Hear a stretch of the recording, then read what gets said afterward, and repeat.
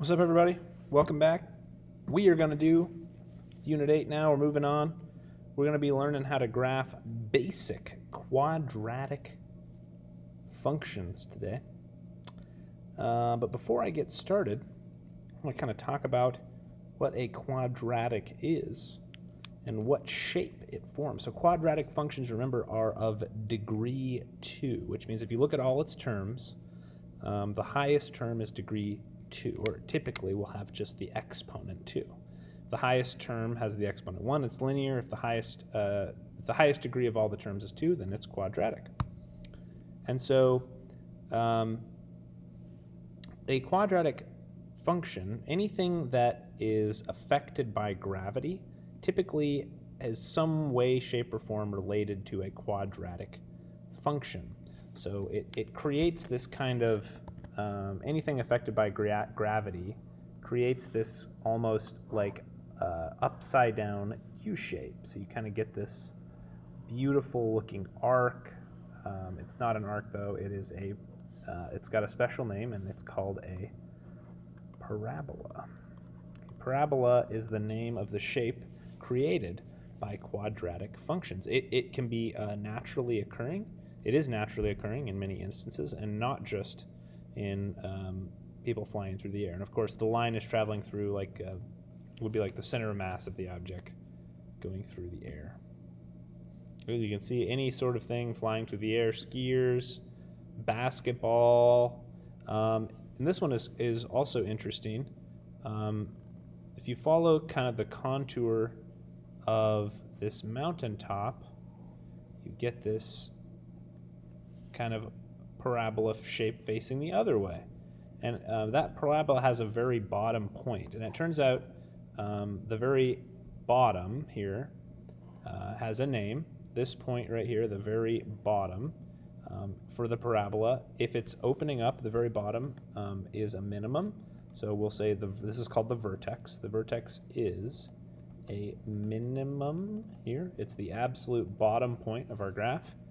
And there's a line, another property about parabolas is they are symmetric about a line, which means it is kind of a mirror image. Now, the line I've drawn is not perfect.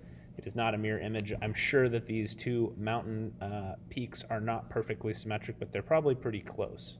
Okay? And so this is called the axis of symmetry. The axis of symmetry is the line around which the shape is reflected.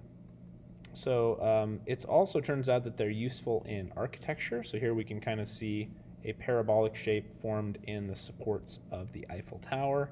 In this case, our vertex is a maximum, and we can see the axis of symmetry about which the parabola is reflected here. So they provide rigid structure. Anything flying through the air is going to follow this shape. I think it's also used for redirecting things to a certain location. I think like car headlights are parabolic. There's something in a parabola called the focal point that will send rays of light out directly like this. So parabola is a very special shape. It's near and dear to my heart. We're not going to be doing any of the crazy physics here, but it is the foundation for understanding the cool things that you can do. So that's where you're headed. We're just going to be doing the basics today of graphing, and I'm going to graph these in a little different method than what you're used to. So it turns out if I give you some complicated parabola to graph, so every parabola is going to look like y equals ax squared plus bx plus c. So it'll say y equals, or it'll say f of x equals, and those basically represent the same thing. Okay? They're all going to look like ax squared plus bx plus c, and a won't be equal to 0. So sometimes you'll have a b, sometimes you won't, but all of these parabolas are based off of the most basic parabola possible. So we think about the most represented, the most quadratic. Just kidding.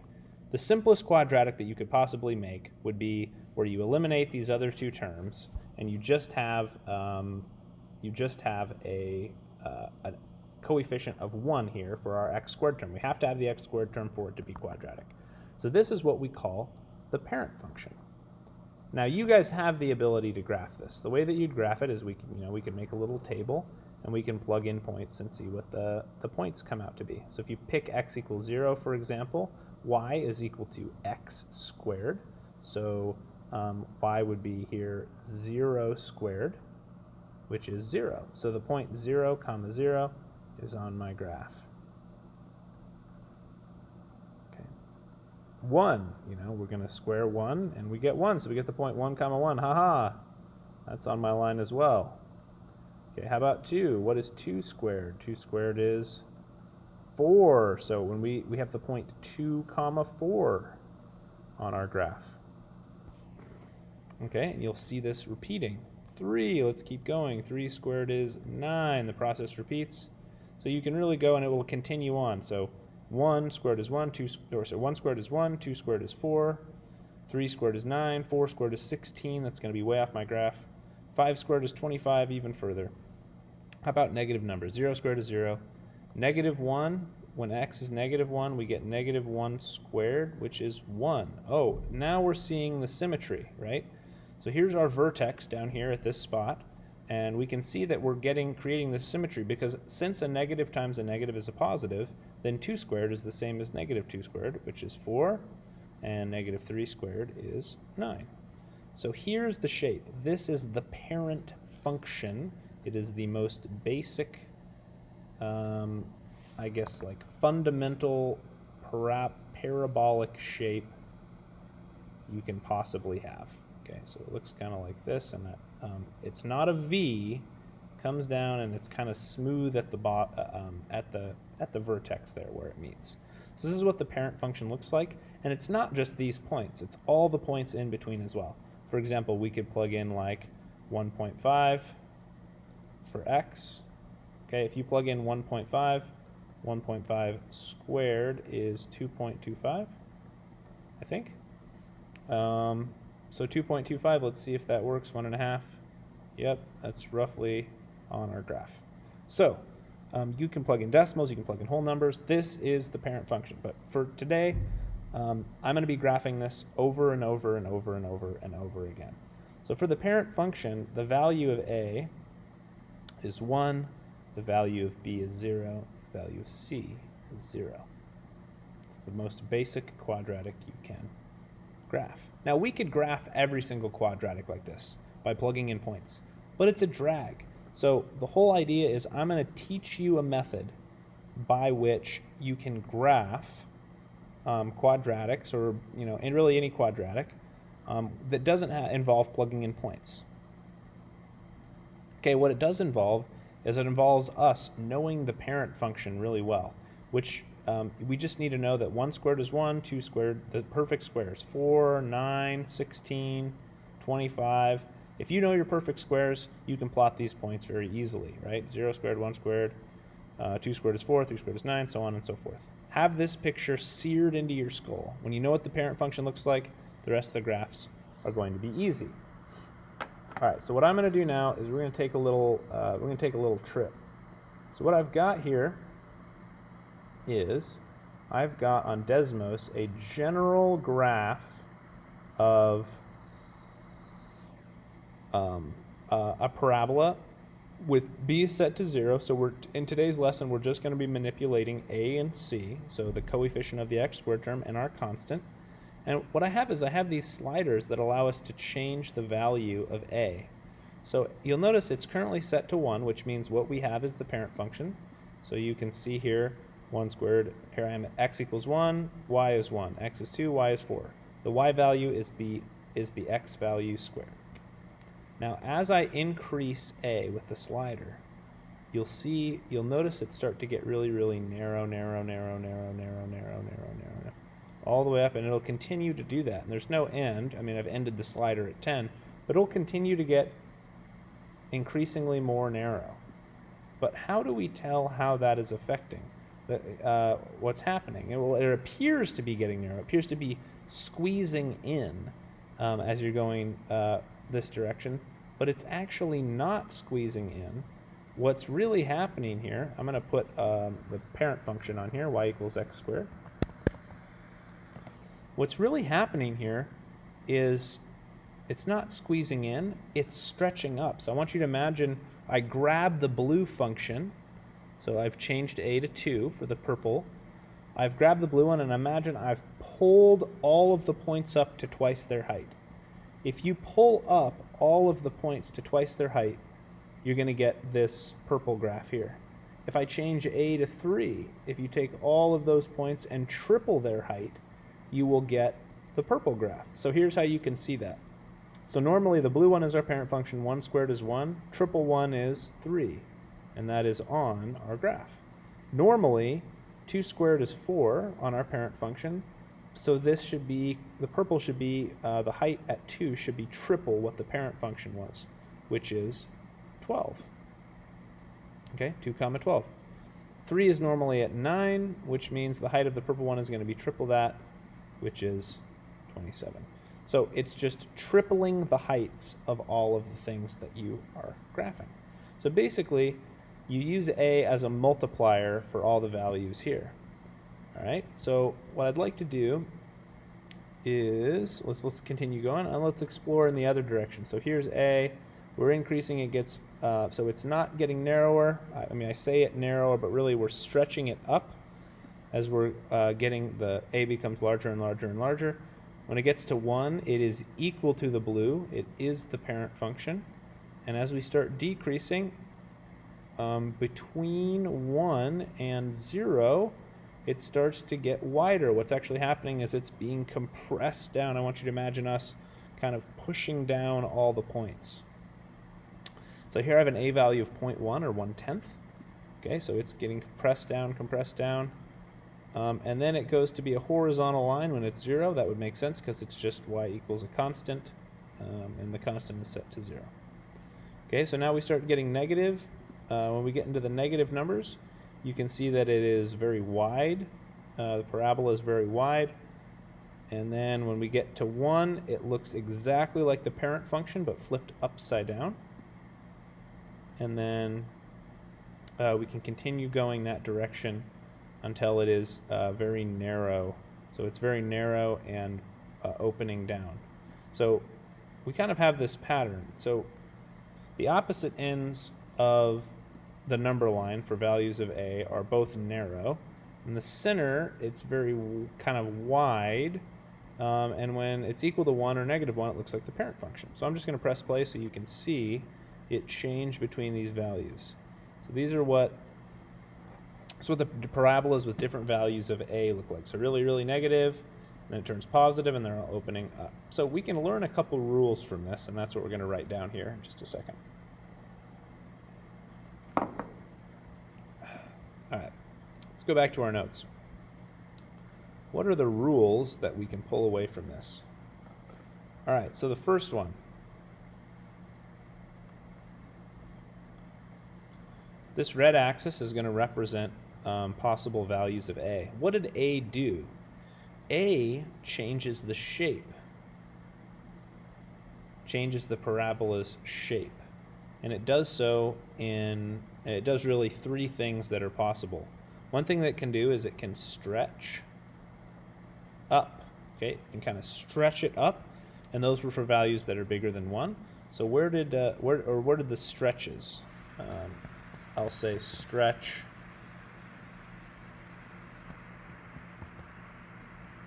vertically. This is where it was narrow. Okay, so when did that happen? If here's 0, here's 1, here's 2 for values of a, when was it stretching vertically? When was it narrow? Well, it was narrow for any value that was bigger than 1. So this is narrow. So this is our vertical stretch. And it was narrow for any value less than 1. Okay? Any value less than 1 was also narrow. It can also, the other thing a could do is it can compress. So it kind of squeezed everything down, compressed vertically. This is when it was wide. When was it wide?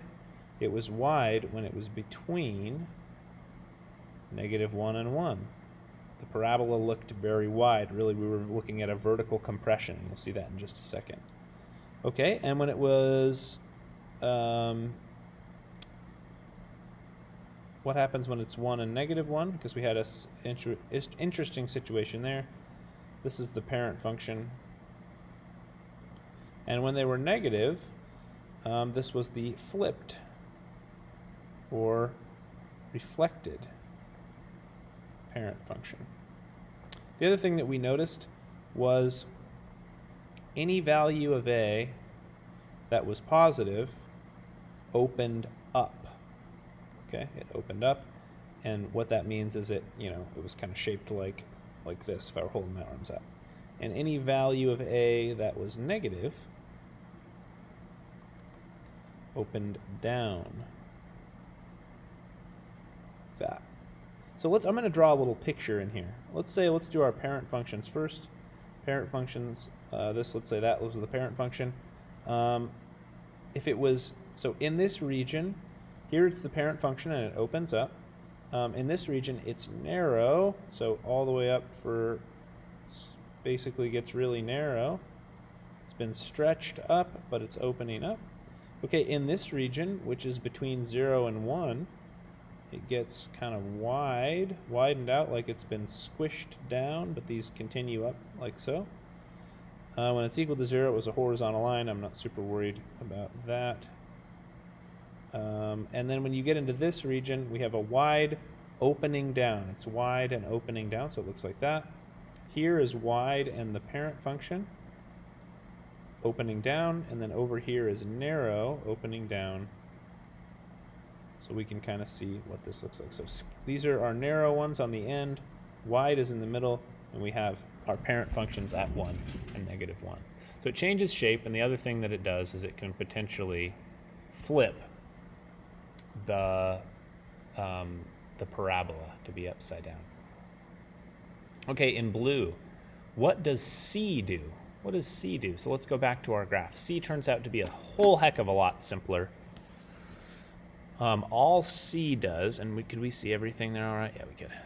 All C does to our graph is, I'm going to go ahead and, yeah, that's fine. We got our slider. I'm going to make this 1. I'm going to make it just like the parent function. What does C do? Okay, all C does, it doesn't change the shape at all. It may look like it's changing the shape a little bit, but it's not. It's just taking all those points and it's moving it up and down. So we can see it kind of shifting the points up when it's positive. So when C is positive, it takes the parabola and shifts it up. When C is negative, it shifts it down. You'll also notice that the value of C is always where my graph crosses the y-axis. So it's crossing at -10 there. It's crossing at -6 here, and you can see it moving on. So C does a couple of things for us.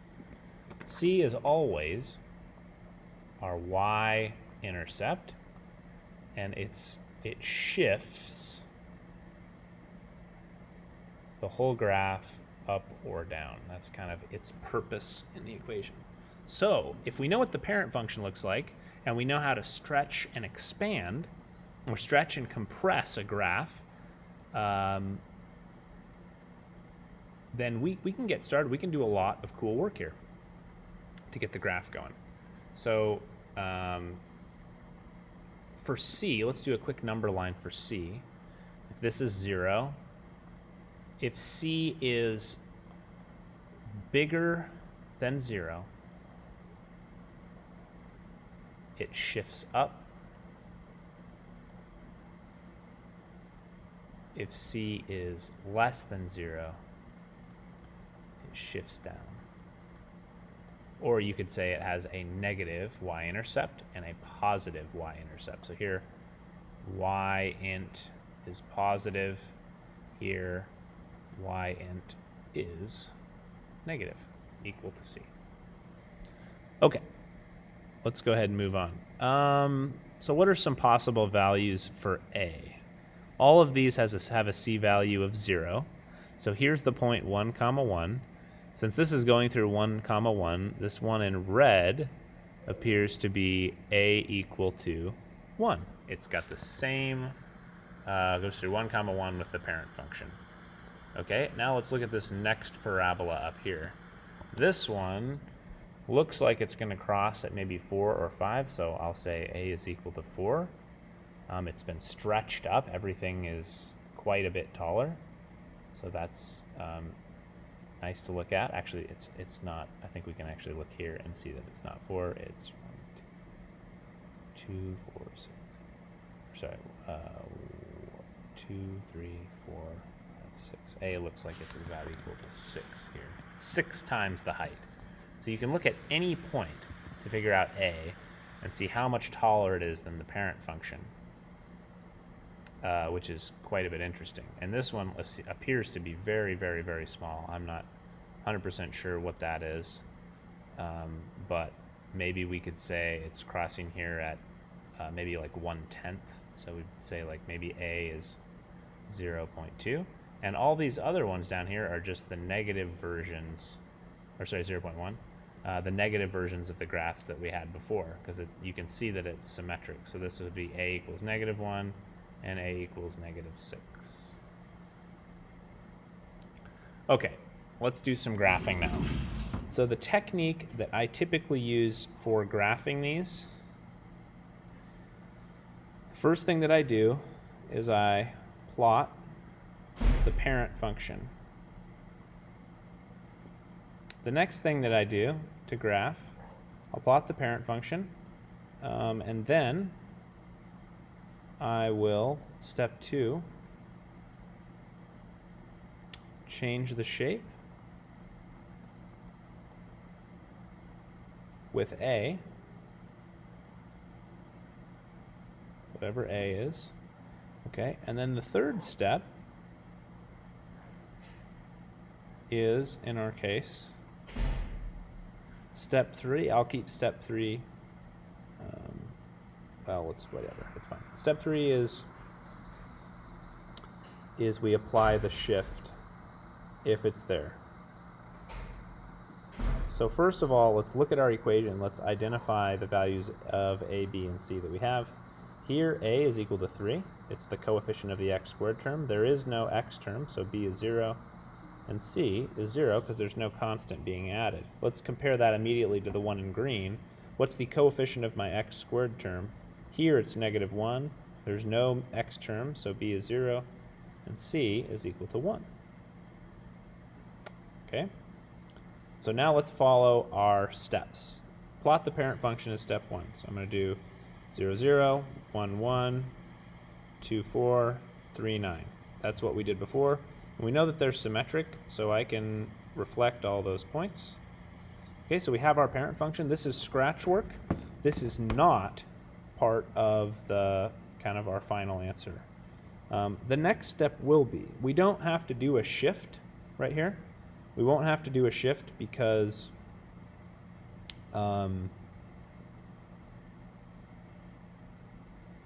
we don't have a C value. So there is no shift. We only have to change using A. And since A is equal to 3, I know that my new graph is going to be opening up. Since it's bigger than 1, I know it has been stretched vertically. So what we can do is we can take the heights of all of these and we can triple them. We multiply them all by 3. Triple 0 is 0. Triple 1 is 3. So these points are kind of not moving up, but being multiplied. They're getting tripled. And triple 4 is 12, which will be off our graph. So this point got moved all the way up to here, or rather expanded all the way up. And here we're going to triple these heights as well, which will give us the same values. Okay, so that's our what our graph is going to look like. We've applied A, and there's no shift for us to do. So I don't like that it's got a bend. Let me try that again. Whoa. Okay, try that again. Yep. Stop. Smart notebook. Okay, here we go.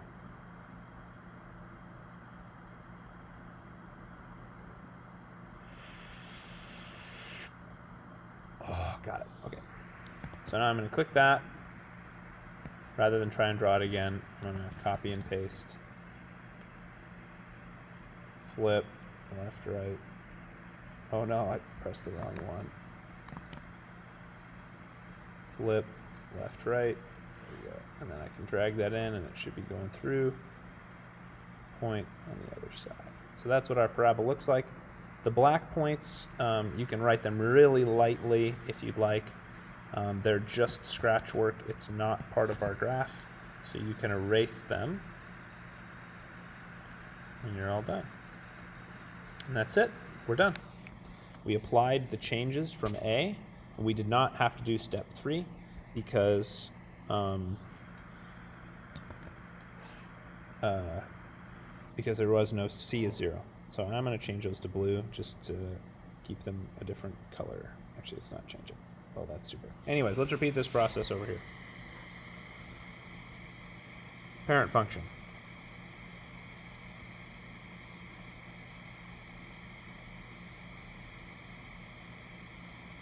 Okay, we got our parent function. 1 squared is 1, 2 squared is 4. Remember, our parent function is just y equals x squared. How is this different than the parent function? Well, it's got a couple things going on. A is equal to -1, which means this is going to be opening down. So it's really just the parent function flipped. So it's been flipped. So we plotted the parent. The next thing I'm going to do is I am going to flip. Okay, we don't have to stretch or do any compression here because it has the value 1. It's -1. Okay, so I'm taking all these points and I'm reflecting them over the x-axis. All these points are getting reflected over the x-axis, just like so. And then the last thing that we do is we shift. So plot, we change the shape using A. It's negative, which means we flip it over the x-axis. And the next thing we do is we shift everything. This is positive, so it represents shift of 1. All the points in red are getting shifted up 1 in the y direction. So this graph has the same shape as the parent function.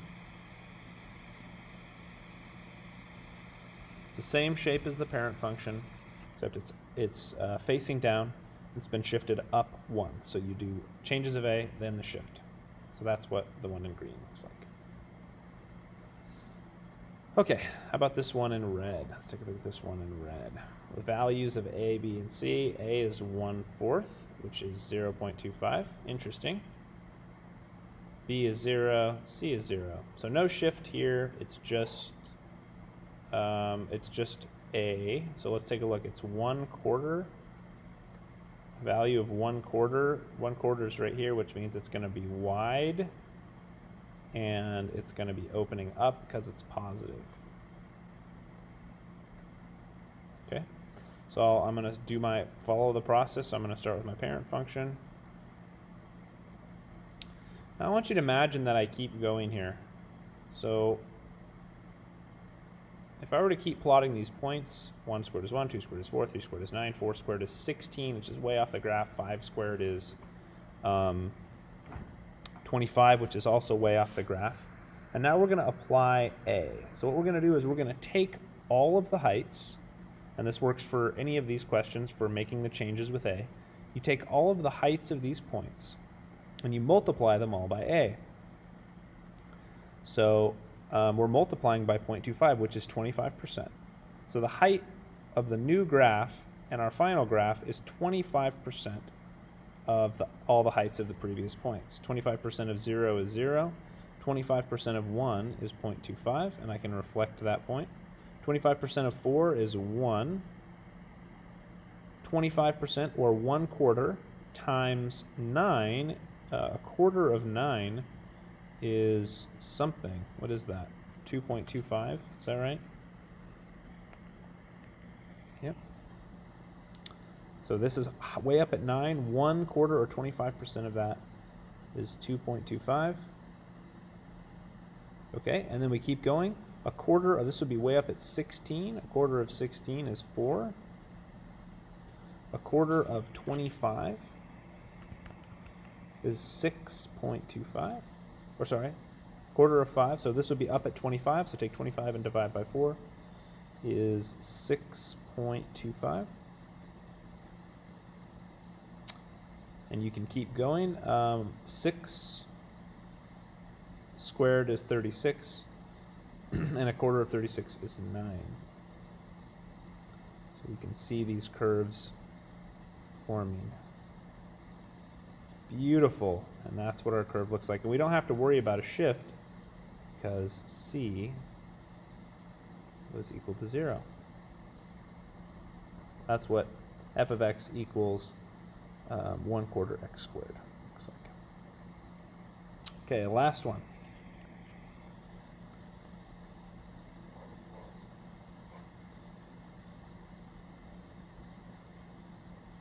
Okay, parent function.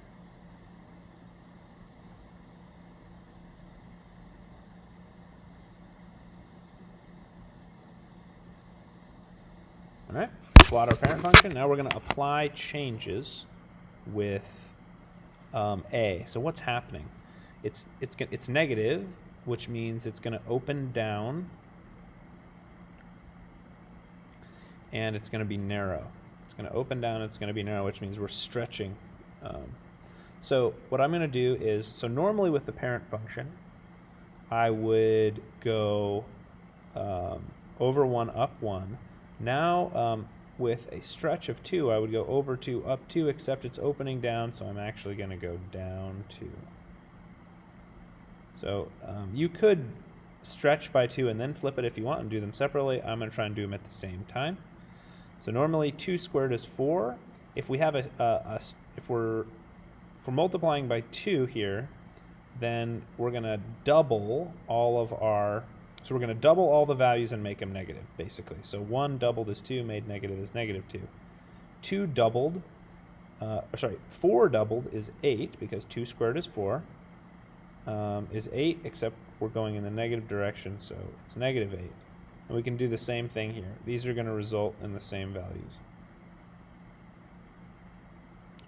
Okay, so what this graph is, I'm actually, I'm going to change the color of these because this is not our final answer. What I'm graphing right now is I'm first graphing y equals negative 2x squared. And the reason I'm going to write it in green is because I'm using this as like an intermediate step to get to my answer. Because what I've done so far is I've applied the changes that we made from the negative 2. What I have not done is I have not applied the shift of A. So that'll get us to our final answer. Sorry, the shift from C. So C right here represents a shift up 7. So the whole graph, this whole green graph, has been shifted up 7 because it says negative 2x squared plus 7. So we take all these points, we shift them up 7 to right here, to right here. We can reflect that point.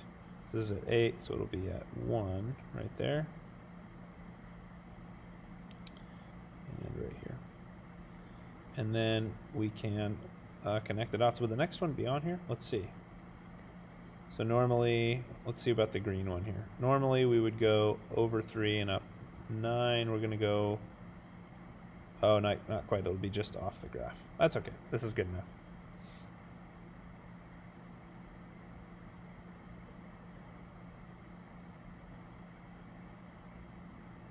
Oops, try that again.